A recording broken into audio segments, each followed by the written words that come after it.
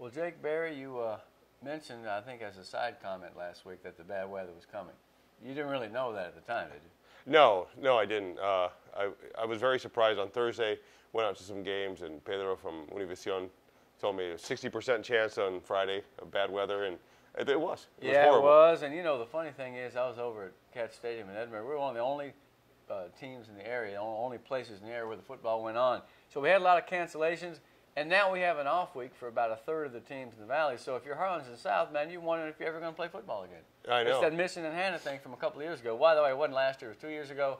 Turnover number 1. Yeah. But we got it back. But also, if you have dings and you have these last 2 weeks, you know, you're actually kind of sitting pretty because your guys get to recoup a little bit. I think there are pros and cons. By the way, Greg Selber, Jake Berry, the show, our weekly rendition of the things that happen in Valley High School football. Yeah, the weather was pretty bad, but I think it cleared up on Saturday, and there were some neat things that were had. So, but let's stay with that idea for a second. So you do get some time to rest. You get a chance to lift. You get a little bit of time off. But if you were going crazy like Los Fresnos, you lose. You know, you have the off week now, and so it's kind of like, man, they've been playing so good. They probably wanted to play on Saturday. Yeah. You know, the next day, the next morning. You know. Yeah, you know, the one good thing for Los Fresnos is that they get to prep for district. Mm-hmm. You know, and you know it's important because. You know, I don't think anybody really looked at 32-6A and said, from top to bottom, that district is going to be. Row. Yeah, they did. I mean that is the meat grinder. Probably. That's this year's meat grinder. Seems like you know, and you know we saw what Harlingen did, but Harlingen, Brownsville Vets, Hannah's playing well. Man, they nearly beat Donna. Yeah, and so you know you're looking at a district that is very, very tough, and I think for Los Fresnos they get that week off and they get to prepare for the district season that's coming around the corner. It's going to be brutal. Los Fresnos beat PSJ North 27-13. And anybody's having their doubts about Ortega down there has got to have their head examined. Boy, he's something. 10 touchdown passes already. Pete Pettis making great catches. Tirso on the pylon. I mean, you know, I'll tell you what I like about Ortega. He's got a really quick release when he needs it. In other words, he can vary the way he throws the ball. Some kids, they're going to throw it the way they're going to throw it no matter what. But this kid can throw it. He can heave it, and he can flick it, and he can get it right over the defense. You watch those highlights, man. That kid's a good quarterback. Yeah, you know, and I think I said that the other day when we were at the Harlingen game. I think I saw Harlingen's QB and the Jesse Castro. Yes, the way Castro threw the ball, it almost at first looked like a push, but it would get there, and his receivers could do stuff with the ball. His running backs could do stuff with the ball. You know, his running backs. Something else. Oh man. Michael Allen, I'm telling you, not only is he a great sideline dancer, we had our own little contest over there, but he's quick. Yeah. Man, he's a slashing quick back, and if he gets it and he has an inch of daylight, forget it, man. Yeah, and I think, you know, that's one thing that I think that we always look at is, you know, the mechanics of kids and stuff like that. But we've had plenty of kids with great mechanics that couldn't throw, you know, when it came down to it, they couldn't make the plays. And these guys, you know, with their mechanics, they're still accuracy. They're still accurate. Let me tell you what Castro was doing. They weren't running the ball as much because there was a ton of people in the box for McAllen, okay? So they took away the run. Harlingen used those flat passes, what you call it, not quite a bubble or a tunnel screen, but just a long, flat screen pass, and he was accurate on those things. And here's the key, in front of the receiver.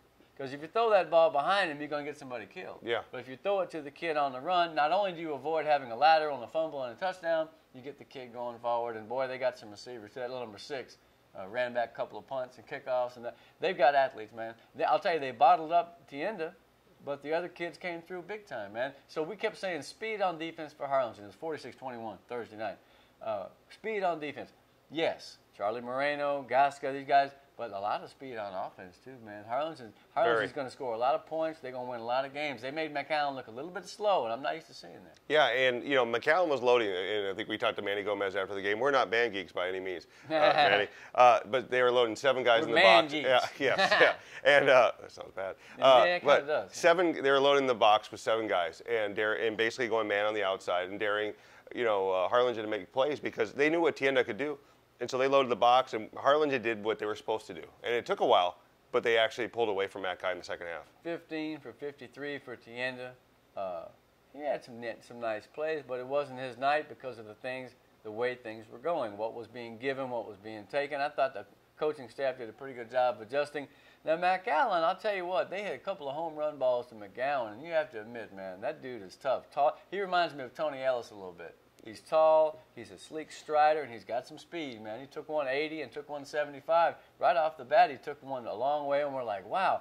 but they couldn't keep up with the Cardinals, man. I still think McAllen's a good football team, but they were showing some things they probably need to work on in that game. Yeah, one good thing was that they got Youngblood out of the pocket. He got a touchdown on like his own little bootleg. But they're going to need more of that because they can't really count on McGowan going for those big breakaways every game to keep them in games. Look, the more that teams see that he's going to do that, they're going to do what McAllen tried to do to Harlingen, which is take away fill in the blank. Well, I'll tell you what, they're going to scheme for McGowan and tell the rest of those kids so they can do it.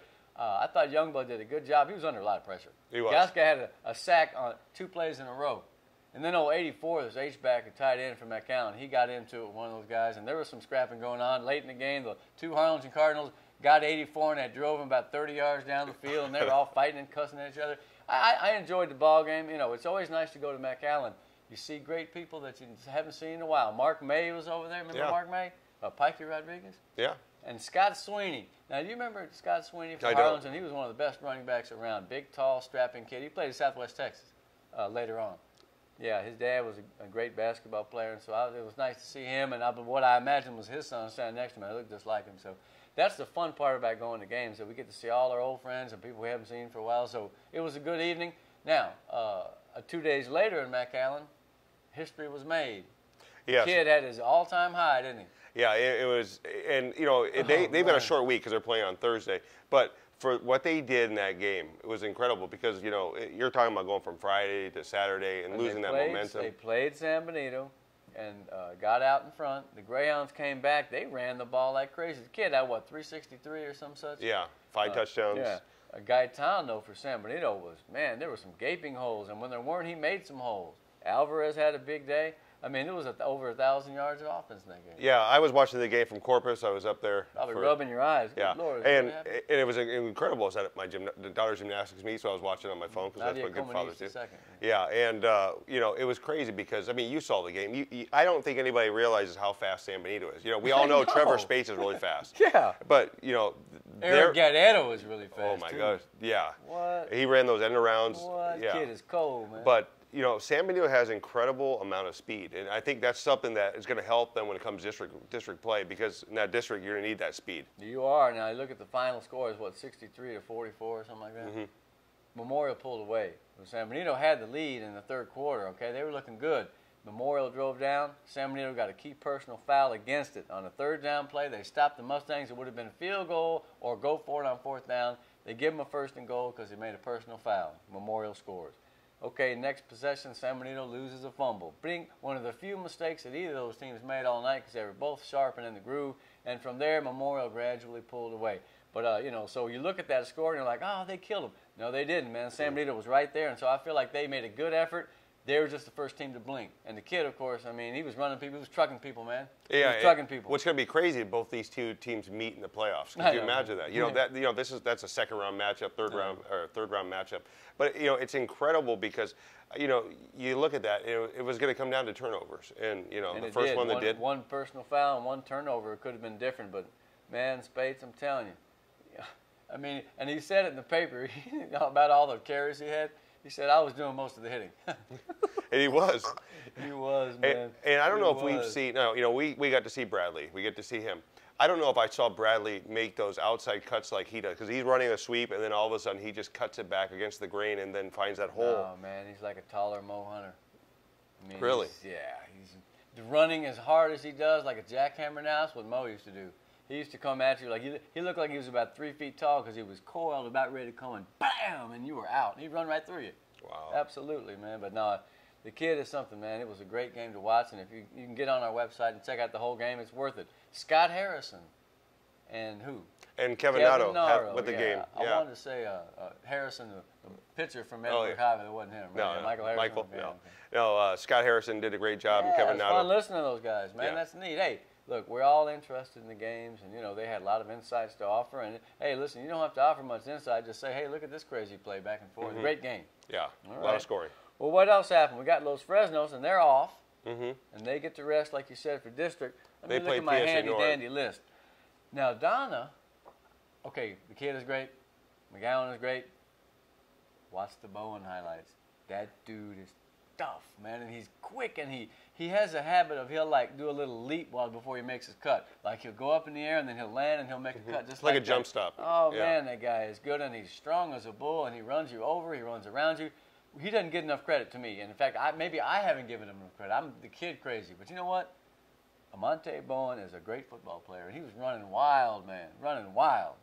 Yeah. 28-27, though. They had to hold on to beat Hannah. Hannah's not bad at all. And Hannah came back. Hannah made that a game, and Donna Donna had some two tough, really early. The first 2 weeks had Absolutely, two tough games, yeah, and I think that was beneficial to them because they knew how. Hang in there, they knew what they had to do to get that win. Well, they got out to a pretty good lead, Doherty and Bowen, and I'll tell you what, you look at some of the Garza that had a big sack. He got the quarterback from behind, nearly knocked his head off. Man, Donna's going to be there. Doesn't matter. They started 0-2. They played two tough teams. They got by a team. They really believed in Hannah, and I still think Hannah's tough. How about Madrano going for 2, man? Yeah. Gotta love it. That dude's cool, man. He's one of the few guys I know who's been a very successful coach in the varsity level in 2 different sports. You knew that, right? No, I didn't. He was a baseball coach. Really? Yeah, he came up as a baseball coach. Now, another guy who's near and dear to your heart was a great basketball coach and then became a football coach. Mel Rios from PSA. Really? That's right. Oh, I knew that. Yeah, of course. He made the playoffs. I think it was 0-2. The first time they made the playoffs since '85. He was the coach. Had a big. Mike Rodriguez was the post. If he's watching, he needs to come in and give us a shout out, man. He's 6'3". Really? Yeah, he was tough. All right, but that hasn't anything to do with what we're talking about. But that's okay. It's all right. No, Lopez. Yes. Lopez won, and they came back and did it. What do you know? They beat Pace. What a great win for them. The quarterback catches a touchdown pass to win the game. Yeah. And think about this too. Lopez is. You're looking for good things out of that. Pace right now is still looking for their good thing. But what they did was incredible because they could have it's in-town rivalry. They could have let the game go at the end. Oh man, they came back. Jose Martinez is a great kicker for them. He's got a field goal, I think, in each of the games. Hey man, they're another team that's off this week. It's 17 teams. It's one of the week 4 is always the wimpy week where everybody doesn't play. They want to keep playing. Los Fresnos wants to keep playing. Gee, and the South's figuring where are we, man? What the world's going on? We got a 2-day vacation or 2-week vacation. Now, okay, Harlingen has no vacation because they were off the first week when everybody was playing. I bet you Manny Gomez does not do that again. In fact, he was speaking to that. Yeah, he didn't want to. He didn't want to. Just the way redistricting went and realignment went. Yeah. But they're playing a tough Westlake team. And Weslego's coming off a tough loss. They gave up a lot of points actually, both teams scored a lot in that first half. Corpus Christi King, I think it was 38-27 the final. But I feel like playing at home, Weslego's going to be a pretty tough match over there. It's going to be a good ball game. It always is. Remember last year? Yeah, a couple of runs in the ninth, and Weslego pulled it out. Right? Yeah, and this is going to be one of those games where let's see if they can corral Tienda again. Because, I think this game against Mac High makes it harder for Weslego because now they have to realize, oh, wait, they can pass the ball. If they were going to do that, then they may not want to do that. Yeah. Because Castro, look, he would have had better stats. I think he was 16 out of 33. He missed a couple of balls by my own admission, but he also had 3 or 4 drops. I mean, a couple right down the middle, a post pattern for a touchdown, then a flag route right there at the half, too. So, they should have had more points. They should have had 50-something points. Yeah. But I like that quarterback. He's also a pretty good runner. You know who also was a good runner? Desi Rodriguez from Wesleco, man. He's really blossomed as a player this year. The film I've seen on him, he's taking it without a problem, man. He's looking good. Yeah, he has nice strides, and he's got a long stride. I wonder if he's still one of the quarterbacks that gets the lowest under the center. You know what I mean? You see some quarterbacks who really like to get down there for the ball. Man, that dude sometimes disappears, and there he goes. Yeah. But I think that they have a pretty good shot, man. Let's see what Brian Gary does against that Harlingen defense. Which, by the way, Harlingen and McAllen, neither of those teams is very big. No. I'm not used to seeing that, man. McAllen's usually a mammoth team, but Coach Kevin Brewer is about the biggest dude out there now. He have one of them big left tackles away about 310 this year. But you know what? They're going to be fine. Harlingen against Wesleco, though, we get back to that. Harlingen's got a lot of talent on defense, man. They're not that big, so I think Wesleco might try to move them out. Yeah. So we'll see. What else do we got in this first segment? We talked about Memorial there. Now, Memorial is going to be playing Edinburgh North. And then the kid needs, 266 or something like that? Man, my bet was La Jolla. He might break the record 2 weeks before that. Gee whiz. And you got to think, if he's breaking the record this early in the season, Is he going to break Meshach's record, too? Yeah. That's what somebody asked me the other day. You got to get 3,300 yards. That's a lot. Yeah. If you play 12 playoff games, if you play 12 games, if you play at least go 2 deep in the playoffs, then, that's 240-something a game. That's what he's averaging right now. He's averaging more than that. Edinburgh North played Ed Cats Elsa. I saw that game. It was a Friday. Like I said, the weather was nuts, but it was decent where we were at. It kind of reminded me of those Fresnos for North because they got down 14-0, but they came back. They were in it. They were down by a touchdown. They're just not making the plays when they need them, man. I mean, they moved the ball. They had more yards than that Cats in the second half. I'll tell you, the thing that stands out to me in that game was I've never seen such a sad thing in my life as when Marco got hurt. When Aguinaga got hurt, I didn't realize it at first. I looked in, and Moises was in there, and then 10 was in there, or 11 rather. Tay, who had a great game, Tay had a great game, and I knew he was that good a player. Man, I looked over at Aguinaga, and man, he was just crushed. He was holding ice on his hand, and at that moment, and I got a picture of it, but that's not for publication. Yeah. At that moment, I thought to myself, man, that's somebody's baby right there. Mm-hmm. You know what I mean? That's a kid who's worked his whole life to get to this moment, and it don't look like he's going to be playing that much football this year. And so it broke my heart to see him because he was devastated, and I thought, oh, man, it's just what can happen. You never know what's going to happen, but I wish that kid the best, and I told him as much, and I hope that Joe doesn't mind me, going over and talking to him a tiny bit. I just told him, hey, hang tough, man. You got to come back. And I felt like he was just there by himself, and he was just struck by horror, and I thought, God, I have to do something, I feel bad for him. But you know what? He's a fighter. Maybe he'll come back sooner than we think. Now, but for Ed Couch, they like the week off. Yeah. Because they need to rest, man. They got so many hurt kids right now. They're snake bit over there. Yeah, but, what they did against Edinburgh North to hold on and win that game, and then, they didn't win with like a low-scoring game. They actually put some points They did fine, 35-12. They did fine, man. Like I said, Tay stepped in, Tay Valdez. They call him Christian Valdez, otherwise a.k.a. Tay, number 11. I like that, a.k.a. Tay. That's good. Nice. He ran a ton. He had one big, long reception to start the game. Boom, there he goes. Then he had to run and play quarterback. He did a pretty good job. Ed Couch, look, anytime you got 55 Alan East at linebacker, you're going to be good. And Cardozo, 32, is a little guy, but he'll knock your face off, man. I saw him hit a couple of people, man. He was killing people. So I like that team. They had a pick six for a touchdown. They got some good players. Here's the thing. A team that gets a lot of injuries, if you don't have talent, you're done. Yeah. See, Ed Couch has a lot of talent. They're not done. But I'll tell you what, right now they're climbing uphill. So we'll see how they do. But no team wants the bye week better than the Jackets.